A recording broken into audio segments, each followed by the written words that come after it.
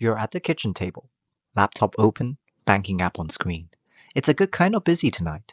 Kindergarten deposit, swimming lessons, art classes, the English tutor your wife found through a parent group chat 3 months ago. You're finally paying for all of it in one sitting. Everything you've been promising your child for months. Your wife usually handles this side of things, the savings, the transfers, all of it. To you, it's the perfect arrangement. If anything, you've been quietly grateful for it. She's better with money than you are. It's one of the reasons you never worried. You open the transfer screen, type in the number, and then you just stop, blink, refresh the page, figure it's a lag, your phone being slow again.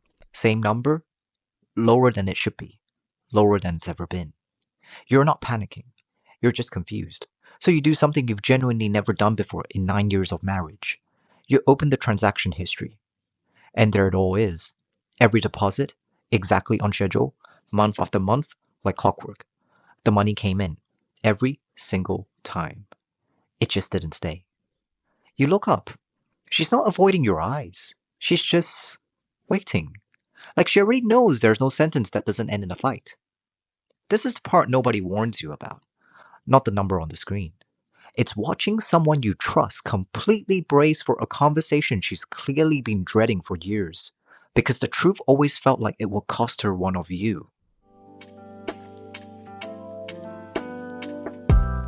Welcome to the show, I'm Liam, and here on The Glitch in the Room, we look at relationships through the lens of red, sharing the stories and signals that reveal what modern dating culture really looks like. So just sit back, relax, and make yourselves comfortable.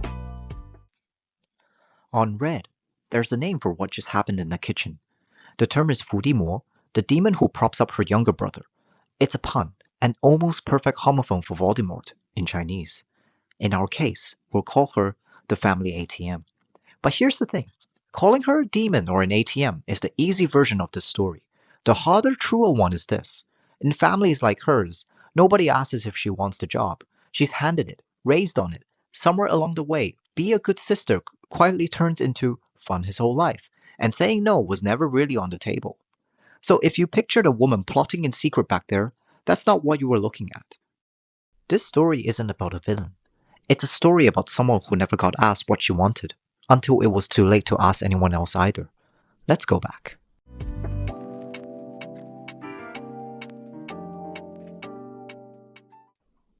Three years ago, her younger brother gets a job offer in another city. But there's a deposit, 3 months' rent, moving costs nobody budgets for. She brings it up at dinner, light, almost an afterthought. My brother needs a bit of help moving. Is that okay?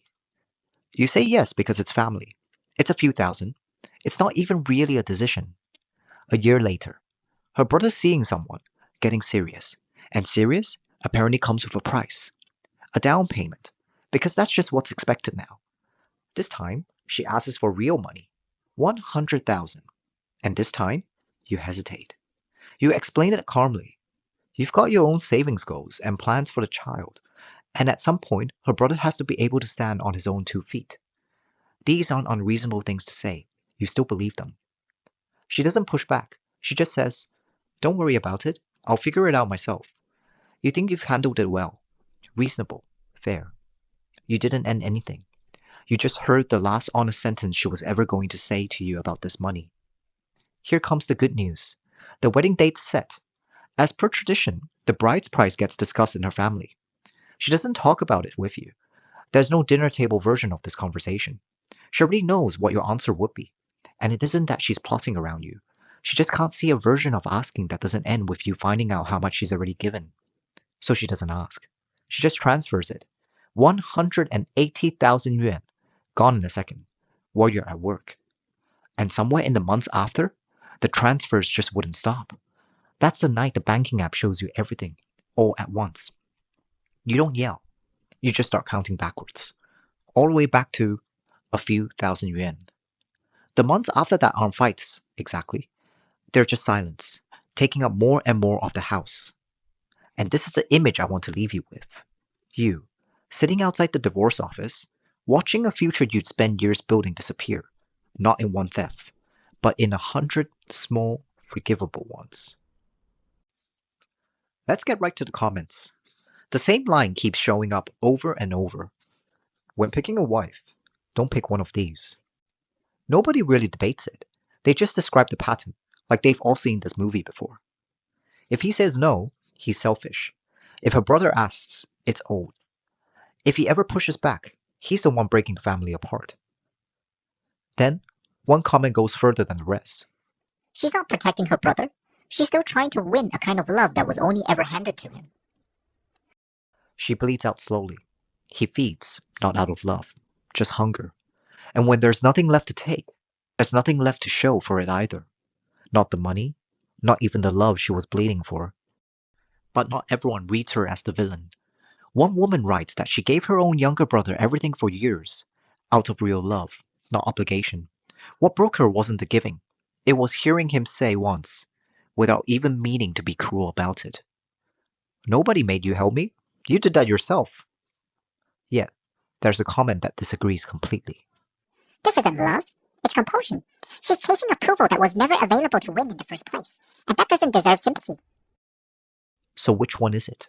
A woman who never had a choice, or a woman who keeps making the same one and calling it duty? Maybe the comments can't agree, because the truth doesn't resolve that cleanly.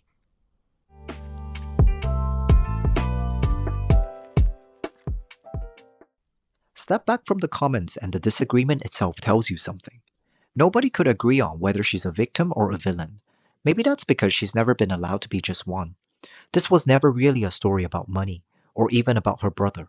It's about what happens when a family hands someone an unspoken bill before she's old enough to read it, and a marriage ends up paying interest on a debt it never agreed to.